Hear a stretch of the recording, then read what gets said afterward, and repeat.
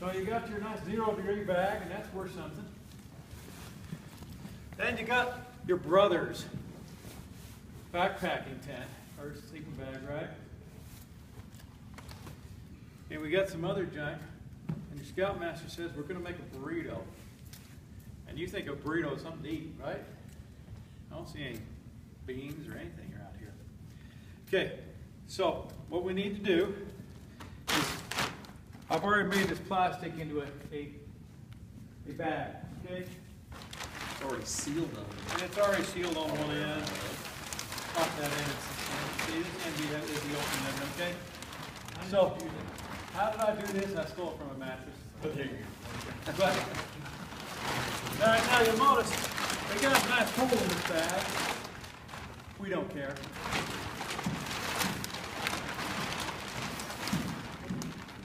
What we want now is I need most of the cold is coming from underneath.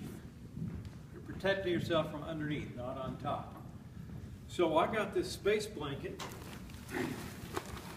on top or on the bottom. What do you think? Bottom. Okay, so we would shove this on the bottom. Okay. For the last little bit, oh, you need to shove it. Lay it out there. Pretend it's on the bottom. Okay. Okay. Now we got our pad. Is this enough pad, do you think? If you've got it, use it. Okay. I got another one of those cheap $8 blue ones. Should I put one of them in there too? So this goes on next. Okay. This order doesn't matter. Whichever one's bigger goes on the outside. So stuff one inside the other. But you got to make sure that the heads are both at the same end. Okay? Depends on whether or not the scout snores. I think so. Depends on whether you want to what do you do with the bag? and the other bag? No, in the case of winter camping, you leave them home. Unless, of course, you like to do the, I'm going to stuff my coat.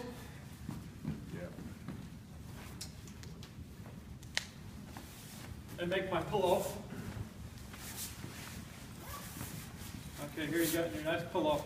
It includes a flashlight.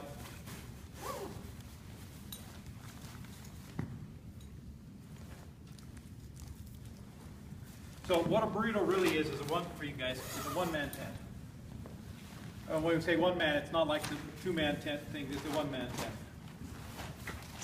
Okay. So we got it all in here. It's all nice and neat and tidy, right? You're gonna help? You're gonna help me, and I'm gonna shove it into the bag. Okay, you trying to get it in there? We're gonna shove it in. All the way to the back.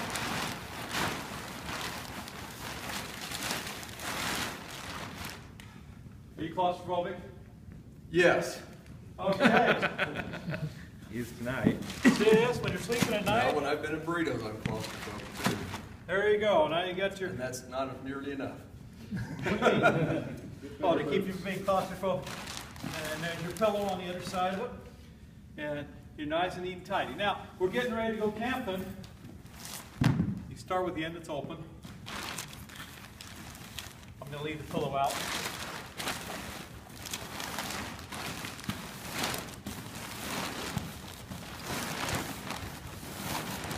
Okay. Then you can throw a nice slip knot in one end. Wrap it around.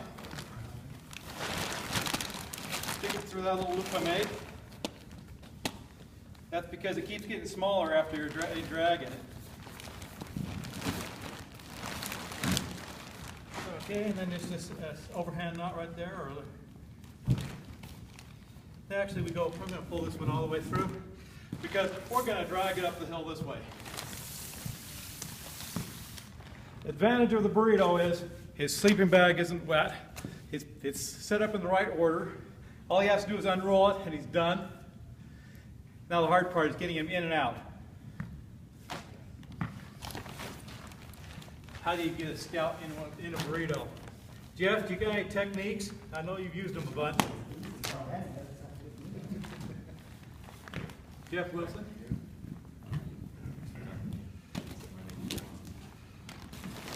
The easy way to get them in is you say, it's 80 degrees in here. And it is. This setup I've normally got 80 degrees I'm sleeping in. I'm actually too warm. You say, yeah, it's 80 degrees in there. That helps.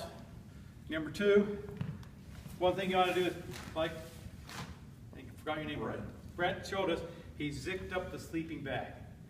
One year I had a scout who climbed into his bag and he was frozen all night and was yelling, Brother Clark, come rescue me. And so at 4 a.m. I finally said, okay, you can have my 80-degree burrito and I'll go check out yours. Next morning I go look at his side and his sleeping bag is entirely unzipped. He was definitely not laying on top of his pad. He had rolled so it was sideways when he was on, and he'd been playing and he got hypothermia. And what's the first sign of hypothermia? Stupidity. How did you know? What? So, I like burritos because you're warm and toasty and your equipment stays dry. It snows on, it's no big deal. 22 below, no big deal. So the big things I want you to take home from this is, I don't care what the bag's rated for, double bag when you're winter camping. It's what's under you that matters more than what's over you. Snow is 32 degrees. Above snow could be lower than that. So if you can stomp out a little hole in the ground in the snow and throw your burrito into it, one, you don't roll off your pad, and two, you're below where the wind blows, and you're surrounded by 32 degrees rather than -5. So now if you don't happen to have an old mattress bag, a 12 by 12 sheet of plastic works great. Clear works better than non-clear because you can see through it and you don't get as claustrophobic. And you fold it like you fold here.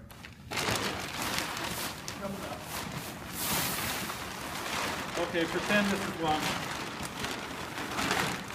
You wrap it around so that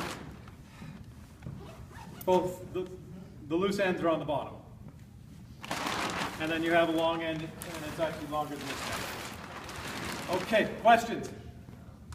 How do you handle the humidity? I don't. I end up getting rained on by little ice crystals in the morning.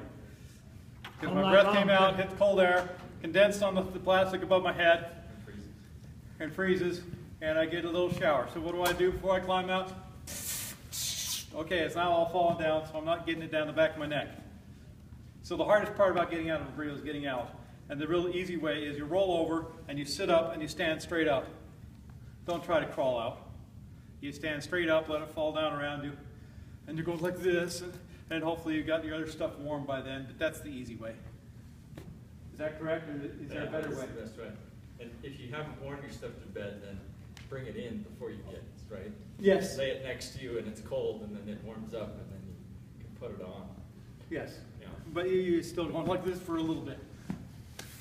So next morning is always a little tough getting kids to come climb out of their burritos because it's 80 degrees inside and it's 4 below outside. They're tired because they played till midnight. So if the whole troop's doing it, it's handy to have a small tent to change Yes. before they go to bed. otherwise they're all going to bed in their wet stuff. Yeah. How about frozen solid foods? Frozen solid, I'm putting them in here. They'll be unthawed by morning. Yeah, that's usually I mean, just as the front that's end. usually a problem I have with scouts is they forget to throw their boot in, and then Well, they're busy thinking about, oh, I got to keep it clean and tidy. I'm saying we're on snow. He didn't. Well, I guess some of them were stomping in the fire pit, but I'm just saying Yeah. that's a suggestion. Let your scouts know boots need to go inside okay. Some because other they come out frozen solid. okay, some other tricks we've learned for making these things even toastier. Okay, your hand warmers, the little cheap disposable ones. Below freezing, they don't work as well as above freezing. Okay, the chemical reaction that's going on inside them is rusting, and for some reason it needs a little bit of moisture in the air. Below freezing, the moisture in the air kind of drops to almost nothing. Okay, so I like the ones that are reheatable, that you boil and reset. Those work well. But even better than that, a 2-liter pop bottle full of nice warm water, chucked down the bottom, wherever their feet are. Bottom of the sleeping bag, under the sleeping bag, whichever they choose. Just make sure it doesn't leak. The other thing is, you can use like a piece of plastic bag to kind of act as a gasket there, so. if you've got a leaky bottle, most pop bottles don't leak. I have not yet had one leak on me, but I haven't kicked it to death. Another trick is 1 hour before you go to bed, no water. Okay, this is mostly for you guys. Get your big glass of water, whatever, 1 hour before you go to bed. And then 15 minutes before you go to bed, you visit the restroom. And then at 4 a.m., your back teeth aren't floating. They've got cool little devices you can just use inside your burrito. Oh, right. Last time I wanted to use one of those, I'm going to go, no, thank you. But yes, they do. Well, it's a learning curve, you learn it. So, other tricks, the changing tent is, for you as a scoutmaster, is probably the one thing that you should think about on a winter camp out. To get them out of their wet clothes. They're going to be playing their hearts content. They drag their gear from wherever the car is to there. They're sweating. All their inner layers are wet. Get them to change.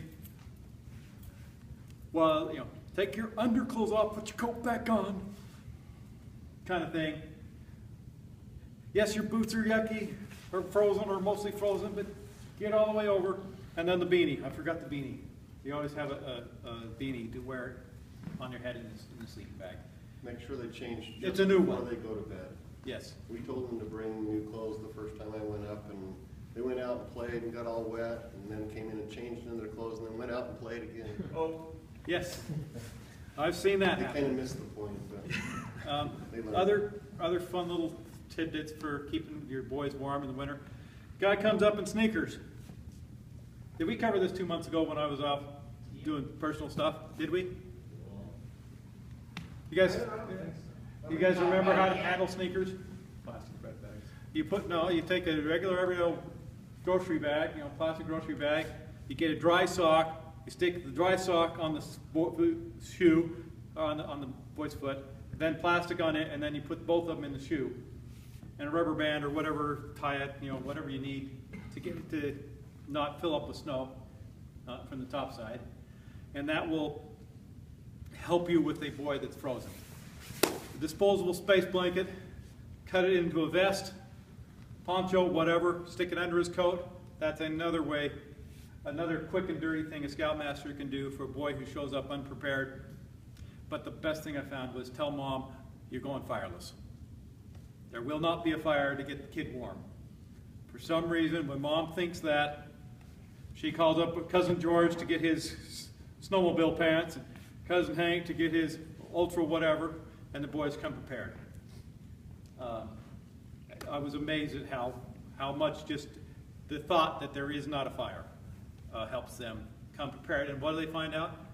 Holy smoke, I'm plenty warm and I don't need a fire. And wow, it's a lot more fun than just sitting around the fire, although fire is fun to sit around. Okay, back to sitting down. One more second.